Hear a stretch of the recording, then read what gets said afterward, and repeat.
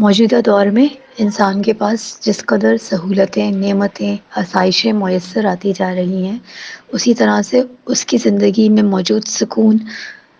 آہستہ آہستہ ختم ہوتا جا رہا ہے، کم ہوتا جا رہا ہے۔ کچھ کے پاس کچھ سکون کی موجود ہو تو کچھ کے پاس موجود ہی نہیں ہے، سرے سے ان کا وجود ان کی ان کی پرسنالٹی میں سکون نامی شے کی کوئی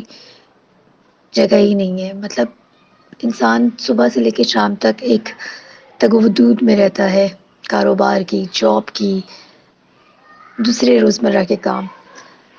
اور سب کچھ کرنے کے بعد بھی اگر اس کو سکون نصیب نہ ہو، جس کو اطمینان قلب کہا جاتا ہے، جو احساس دلاتا ہے کہ ہاں انسان خود ہے، وہ صرف کام کرنے کی مشین نہیں ہے کہ 24 گھنٹے وہ صرف کام کرنے میں لگا رہے۔ انسان نہ جانے کہاں کہاں بھٹکتا رہتا ہے اللہ کو تلاش کرنے کے لیے، حالانکہ خود اس کا اپنا وجود اس بات کا ثبوت ہے کہ موجود ہے۔ دنیا میں موجود کروڑوں انسانوں میں سے کچھ تو اللہ کو مانتے ہیں اور کچھ اللہ کے ہی منکر ہیں۔ وہ ہستی جس نے ان کو پیدا کیا،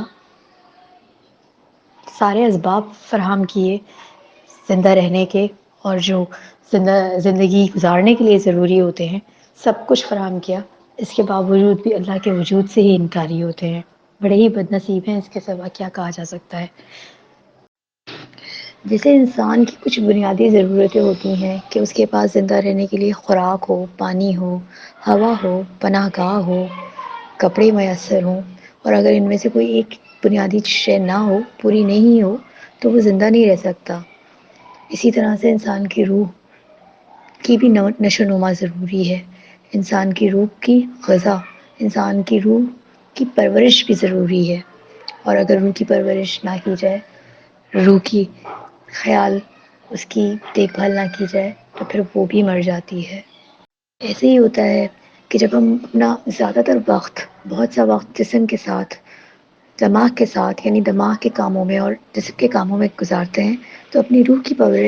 پرورش کرنا بھول جاتے ہیں، اور یہ ملٹی ٹاسک جو دماغ کے ساتھ مشروط ہوتے ہیں، جسم کے ساتھ مشروط ہوتے ہیں، ہمیں اپنی تمام تر توانائیاں جو ہیں وہ ان کے ساتھ صرف کرنے میں جو ہے مصروف رکھتے ہیں، اور ہمارے دماغ سے یہ بات ہی نکل جاتی ہے کہ ہمارے دماغ ہمارے جسم کی پرورش کرنے کے لیے جو ہمیں سب سے مین فیکٹر، جیسے گاڑی کو چلانے کے لیے ایندھن چاہیے ہوتا ہے، یعنی فیول چاہیے ہوتا ہے، چولہا جلانے کے لیے ایک گیس یا کوئی بھی فیول، کوئی ایندھن کی ضرورت ہوتی ہے، اسی طرح سے ایک جسم کو، ایک دماغ کو تر و تازہ اور پرپس فل رکھنے کے لیے اس کی روح کی پازیٹیوٹی، اس کی روح کی گروتھ، اس کی روح کی پازیٹیو وے میں گروتھ بھی بہت ضروری ہے۔ ہم اپنے جسم کی دیکھ بھال کرنے کے لیے، اس کی صفائی ستھرائی کا خیال رکھنے کے لیے نہاتے ہیں، دھوتے ہیں، اچھے کپڑے پہنتے ہیں، مناسب ماحول میں بیٹھتے اٹھتے ہیں۔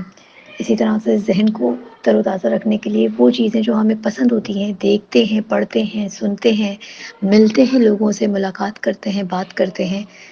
لیکن سب سے زیادہ ضروری جو ہے کہ جو کہ ہماری روح کی گروتھ ہے، جو ہمارا آسمانی جسم ہے، اس کو اتنی ہی توجہ دینا چاہیے جتنی وہ مستحق ہے۔ جیسے پھول کا وجود خوشبو کے بغیر بیکار ہے، جیسے چاند کا وجود اس کی 14ویں کی جو رات ہوتی ہے اس روشنی کے بغیر بیکار ہے، یا سورج کا وجود اگر وہ گرمی نہ دے، روشنی نہ دے، تو وہ پھر بیکار ہے۔ تو اسی طرح سے اگر انسانی جسم میں موجود روح، جو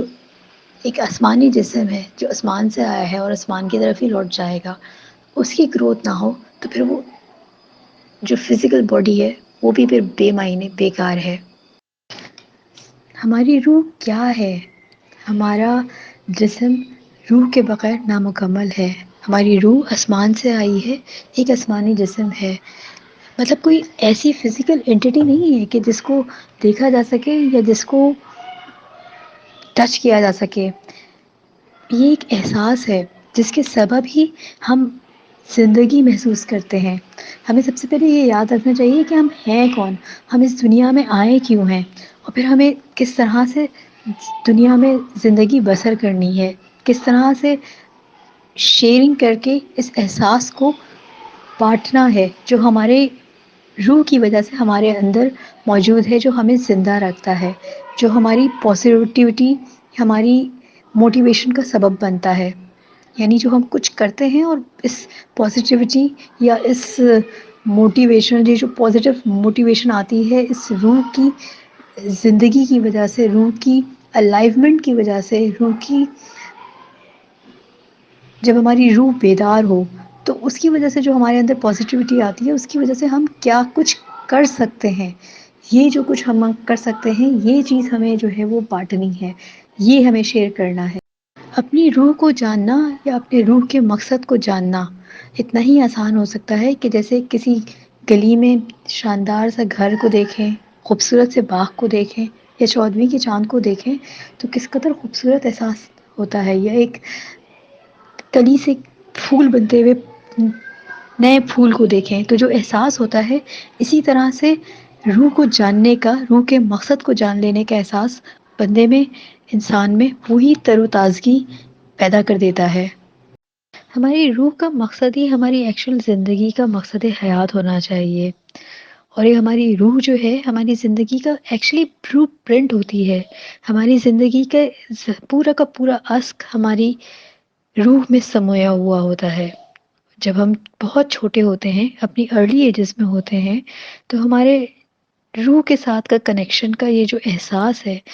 بچوں میں بہت اچھی طریقے سے معلوم ہوتا ہے، مگر جیسے جیسے ہم بڑے ہوتے رہتے ہیں تو ہمارے گرد و نواح کے عناصر اور جو ہمارے ساتھ چیزیں ایسوسیٹ ہو رہی ہوتی ہیں، جس میں ہمارے والدین تک شامل ہوتے ہیں، ہمارے دوست، رشتہ دار، اہل محلہ، وہ یہ تعلق جو ہے کمزور کر دیتے ہیں، اور پھر جب ہم اپنے اڈلٹہڈ میں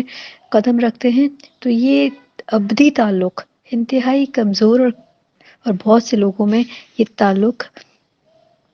رہتا نہیں ہے یا بے انتہا کمزور ہو جاتا ہے۔ یعنی جسمانی نظام الگ اور روح کا نظام الگ الگ ہو جاتا ہے۔ یعنی ایک ہی انسان کے اندر دو الگ الگ سسٹم چل پڑتے ہیں۔ بہت سے انسانوں میں ایک کشمکش، ایک الجھن، ایک بے چینی، یعنی ایک جنگ سی شروع ہو جاتی ہے۔ بہت ہی کم لوگ ایسے ہوتے ہیں جو اپنی روح کے کنیکشن کو اپنے جسم، اپنے دماغ کے نظام کے ساتھ ایک ہی مقصد حیات کے تحت چلائیں اور روح کے مقصد کو ہی اپنا مقصد حیات بنائیں۔ بہت ہی کم خوش نصیب لوگ ایسے ہوتے ہیں جو اپنی اوائل عمری میں یعنی ارلی ایجز میں اپنی زندگی کا مقصد جان لیں، اور زیادہ تر لوگ تو تشنا یعنی تشنگی میں ہی رہ جاتے ہیں